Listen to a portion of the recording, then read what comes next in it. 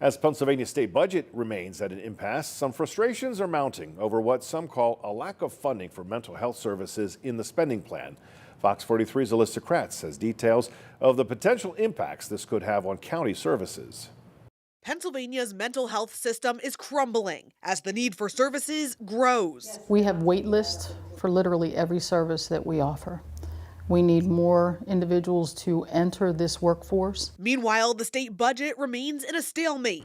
As it stands, $20 million has been allotted for counties' base funding for mental health services. The County Commissioners Association says it's not nearly enough for a system currently in a $1.2 billion deficit. We obviously know that's not going to happen all at one time, but we had hoped for this year to see a pretty significant increase. In addition to that $20 million boost, Governor Shapiro originally proposed directing $100 million in federal funding to support adult mental health services, as well as another $100 million for schools and student mental health needs. Those two pots became one in the budget wash, with the current plan only directing $100 million towards schools. If it goes to the schools, then, will there be duplicative services offered from the school, and then where does that leave the county children's services? House Democrats want to add back the $100 million for adult services, but say the GOP-controlled Senate needs to get on board. There is no question the need is massive in both. This isn't a one versus the other.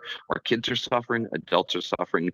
We need to fund both. Republican State Senator Scott Martin told Fox 43 in a statement, quote, "The need for student mental health supports has grown greatly since the pandemic, and we need to find ways to get services to those in need without having to recreate the wheel." And those at the county level say this discretion in funding doesn't just impact mental health services, it actually has a trickle-down effect on all kinds of other services in the county. We will decrease the rates of incarceration, we will decrease rates of homelessness, we will decrease rates of substance use, we will decrease rates of children and youth involvement.